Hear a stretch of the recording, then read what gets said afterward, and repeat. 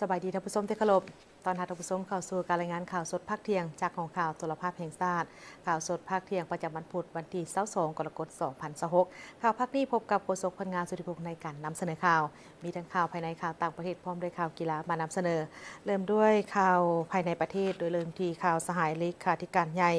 คณะบริหารงานส่วนกลางภาคประธานประเทศแห่งสาธารณรัฐประชาธิปไตยปฏิรูปลาวได้ลงไปเคลื่อนไหวคิดเวียกพร้อมทั้งได้พบปะโอลมกับบรรดาพนักงานลักแหล่งอยู่ที่เมืองวังเวียงแขวงเวียงจันทน์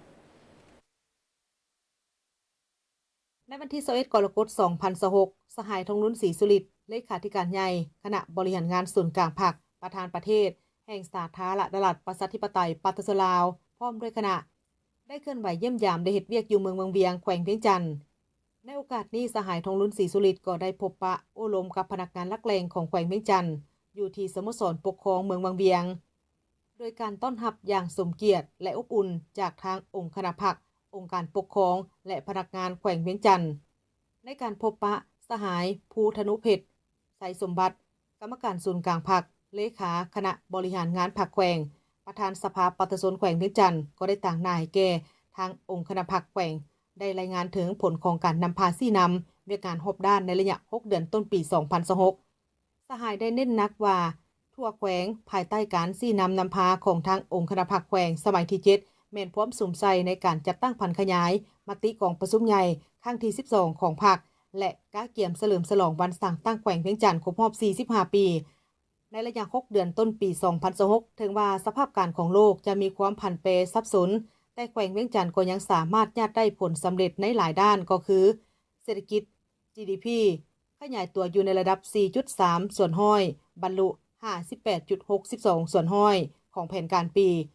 มูลค่ารวม 12,430 ตื้อกีบรายหับเฉลี่ยต่อหัวคนบรรลุได้ 1,154 ดอลลาร์สหรัฐคะแนนกสิกรรมขยายตัว 3.2 ส่วนห้อยรวมเอา 33.88 ส่วนห้อยของ GDP การสร้างหน่วยผักสามารถสร้างหน่วยผักปลอดใสเข้มแข็งนักแน่นได้876หน่วยรวมเอา 67.85 ส่วนห้อยเวียกงานป้องกันชาติป้องกันความสงบได้ฝึกอบรมศึกษาป้องกันชาติให้แก่คนหุ้นนุ่มได้ 1,917 คนและแก้ไขคดียาเสพติดอาชญากรรมไซเบอร์อย่างเด็ดขาดนอกจากผลสำเร็จแล้วสหายภูธนุเพชรไสสมบัติยังได้รายงานถึงสิ่งที่ท้าทายและข้อเสนอต่อขั้นศูนย์กลางเพื่อช่วยแก้ไขปัญหาการบุกรุกที่ดินป่าไม้การลักลอบขุดค้นแร่ธาตุปัญหายาเสพติดและสแกมเมอร์รวมทั้งการฟื้นฟูคุณภาพน้ำสงและพัฒนาเมืองวังเวียงให้กลายเป็นเมืองท่องเที่ยวระดับสากลอย่างยิ่งยงตามแผนแม่บทของชาติกฎหมายก็ได้พุ่งปืนให้เอาใจใส่เห็นว่าตัวเลขตามที่บรรลุได้ของแขวงเวียงจันทน์ได้ตามระดับฐานน้อยที่ว่าไว้ในโอกาสที่มีความหมายสำคัญนี้สหายทองลุ้นศรีสุริตก็ได้กล่าวแสดงความย่องยอชมเชยต่อกับความพยายามบุกบืนสู่ชนของคณะพรรคองค์การปกครองทุกขั้นก็คือพนักงานนักรบและปฏิชนบรรดาเผ่าแขวงเวียงจันทน์พร้อมกันนั้นสหายก็ยังได้ให้ทิศซี่นำที่สำคัญและเลือกซึ่งเพื่อเป็นเข็มทิศเยื้องทางให้แก่การพัฒนาแขวงในต่อหน้าเน้นนักให้แขวงหันเอาเป้าหมายของโครงการการเมืองฉบับที่3ให้กลายเป็นของแขวงโดยเฉพาะแมนวิสัยทัศน์ฮอดปี2055การปรับปรุงกงจักรและแบบแผนวิธีเฮ็ดเวียกสหายยังได้ซี่นำให้มีการแยกพลบทบาทระหว่างเลขาพรรคกับประธานปกครองให้จ่าแจ้งเพื่อยกสูงประสิทธิภาพในการบริหารรัฐพร้อมทางเน้นหนักการสร้างตาแสงขึ้นใหม่ซึ่งแขวงเวียงจันทน์สร้างสำเร็จแล้ว35ตาแสงเพื่อลงใกล้ชิดติดแทดกับประชาชนและแก้ไขปัญหาตัวจริงอยู่หากทานทุกๆการพัฒนาต้องถือเอาประชาชนเป็นกกและเอาชนบทเป็นเป้าหมายพร้อมนั้นต้องได้ขุดค้นทางแหงที่บ่มซ่อนโดยเฉพาะกอแมนทางด่วนและทางรถไฟเพื่อสุกยู่การพัฒนาเป็นสินค้าพร้อมทั้งให้ความสำคัญต่อกับการศึกษาการแก้ไขปัญหาการป้าละการเรียนและการปรับปรุงคุณภาพการบริการสาธารณสุขต่อกับการคุ้มครองการท่องเที่ยวแบบยืนยงและปกปักรักษาสิ่งแวดล้อมสหายได้แสดงความเป็นห่วงเป็นใยต่อกับปัญหาสิ่งแวดล้อมอยู่เมืองวังเวียงโดยเฉพาะแม้ผลกระทบจากการขุดค้นแร่ธาตุที่เฮ็ดให้น้ำสองคุณและเปื้อนสหายยังได้สร้างให้ทางภาคส่วนที่เกี่ยวข้องลงไปกวดกาและแก้ไขอย่างเด็ดขาด เพื่อรักษาภาพพจน์การท่องเที่ยวสีเขียวของเมืองเวียงให้ยืนยงตลอดไปการเคลื่อนไหวเยี่ยมยามและพบปะโอลมในครั้งนี้บ่เพียงแต่เป็นการให้กำลังใจแก่พนักงานและประชาชนของแขวงเวียงจันทน์เท่านั้นแต่ยังเป็นการยั่งยืนถึงความเอาใจใส่อย่างใกล้ชิดของทั้งศูนย์กลางภาคและรัฐบาลที่มีต่อกับการพัฒนาท้องถิ่นเพื่อมุ่งไปสู่การสร้างสาประเทศชาติให้หังมีเข้มแข็งประชาชนมีความผาสุกอย่างแท้จริงท่านสอนไซศรีพันดอนนายกรัฐมนตรีแห่งสาธารณรัฐประชาธิปไตยประชาชนลาวพร้อมด้วยคณะได้เคลื่อนไหวติดตามและสุกโยกโครงการพลังงานแสงตะเวน100เมกะวัตต์อยู่ที่บ้านทาสโนบ้านบึงทะเลและบ้านน้ำบอของนครไก่สอนพระวิหารแขวงสะหวรรณเขตในเมื่อวันที่21กรกฎาคม2026นี้ท่านสอนไซศรีพันดอนนายกรัฐมนตรีพร้อมด้วยท่านรัฐมนตรีรองรัฐมนตรีกระทรวงองค์การที่เกี่ยวข้องได้เคลื่อนไหวติดตามสุกโยกโครงการพลังงานแสงตะเวน100เมกะวัตต์อยู่เขตบ้านทาสโนบ้านบึงทะเลและบ้านน้ำบอนครไก่สอนพระวิหารแขวงสะหวรรณเขตโดยมีท่าน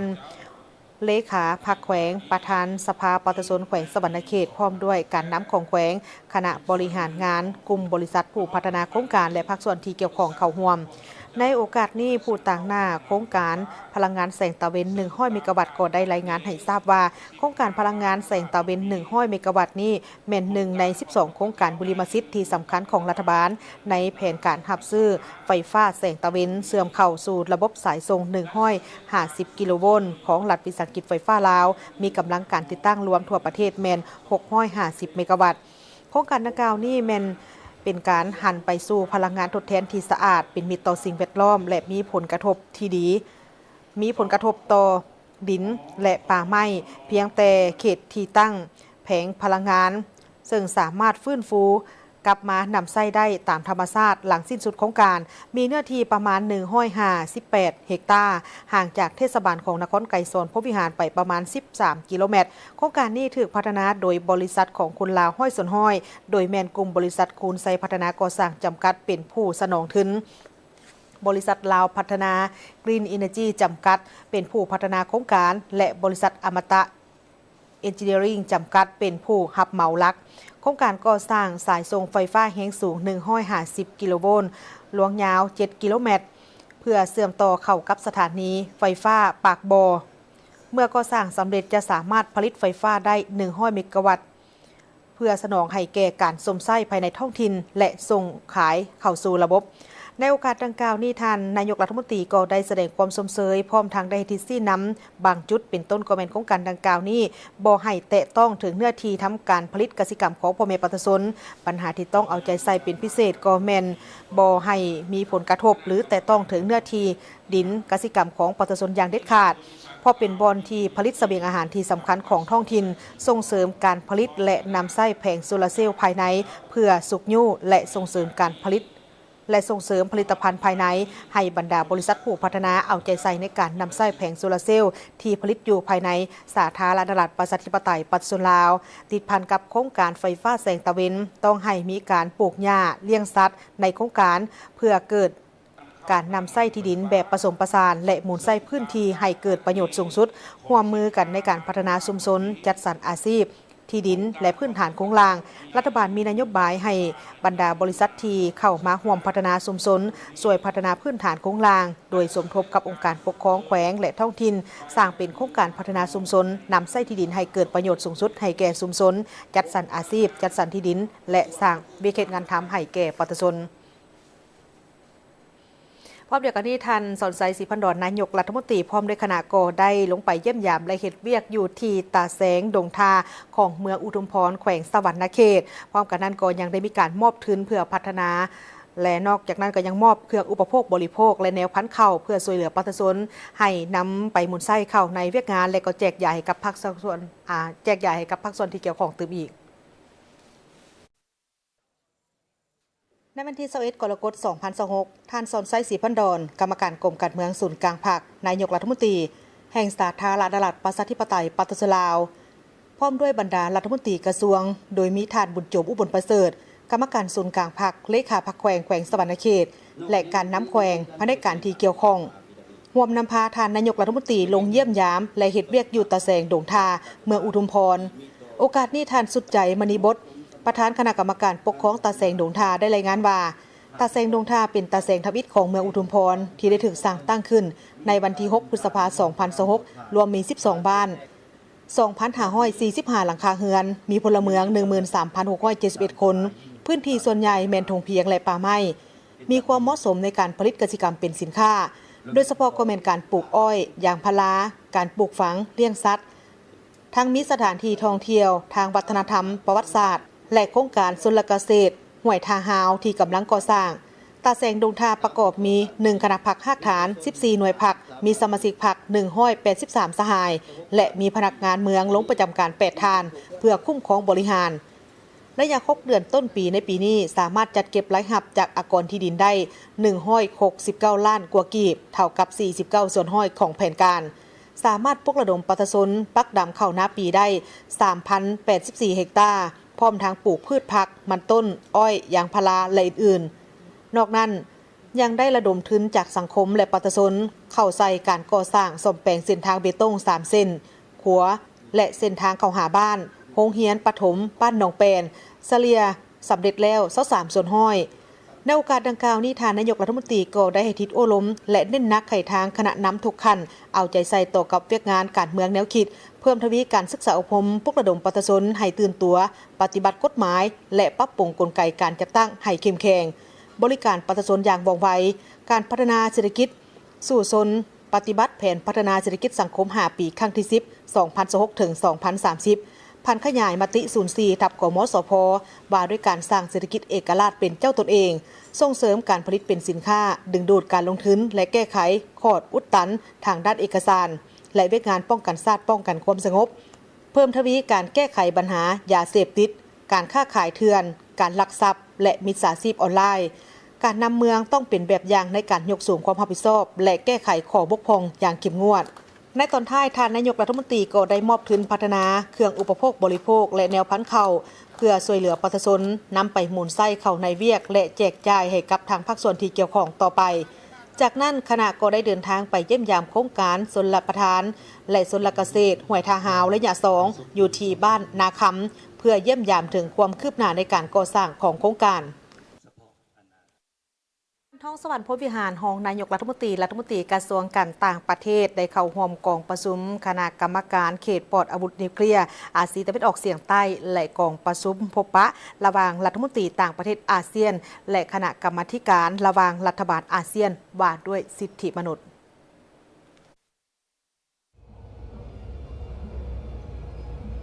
ในวันที่20 กรกฎาคม 2026 ที่มะนิลาประเทศฟิลิปปินส์ท่านท้องสวรรค์พรหมวิหารรองนายกรัฐมนตรีกระทรวงการต่างประเทศพร้อมด้วยคณะ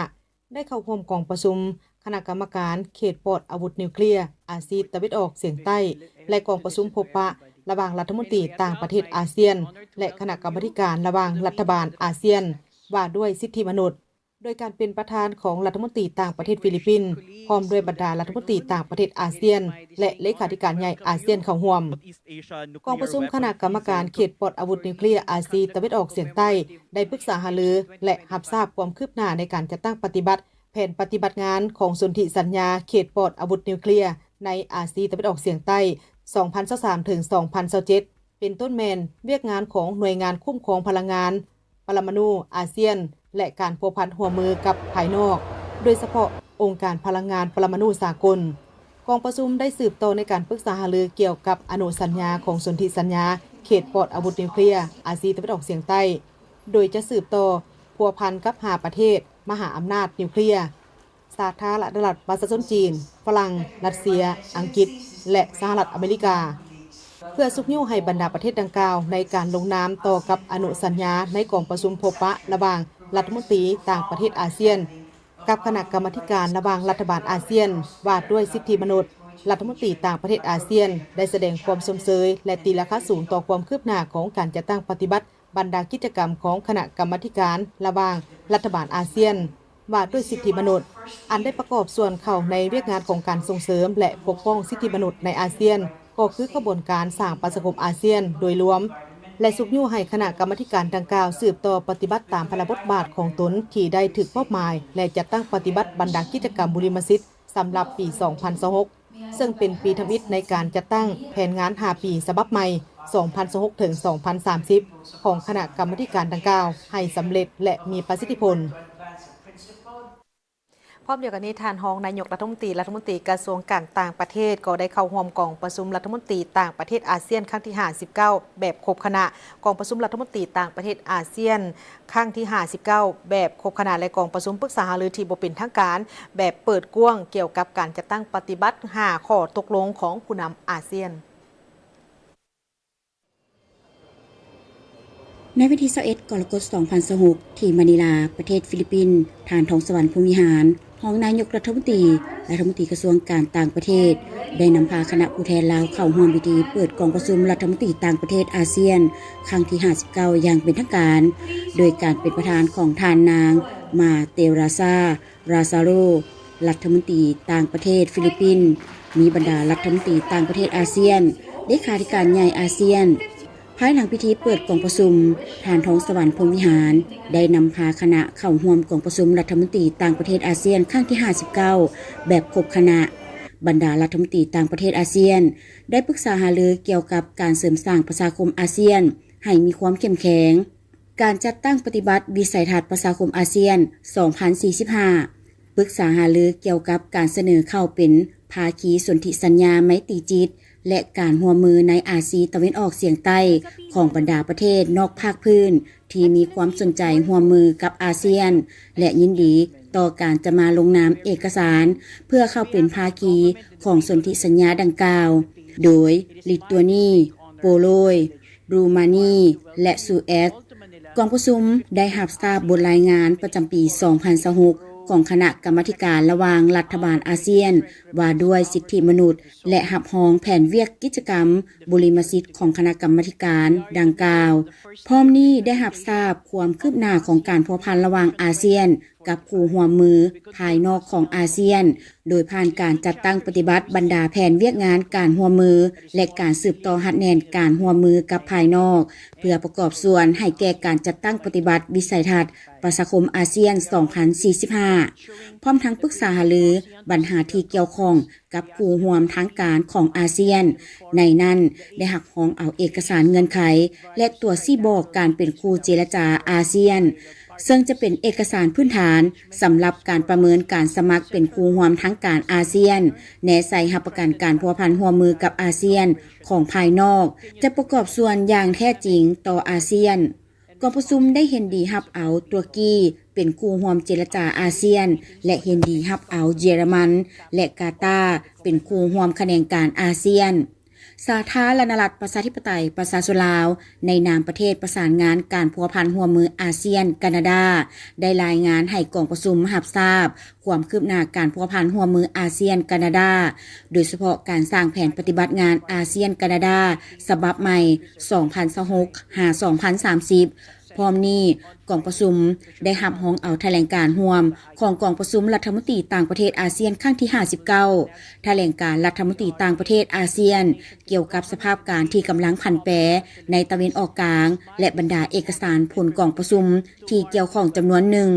กองประชุมรัฐมนตรีต่างประเทศอาเซียนครั้งที่ 59 แบบวงแคบได้ปรึกษาหารือผลการจัดตั้งปฏิบัติเอกสารทบทวนและคำตกลง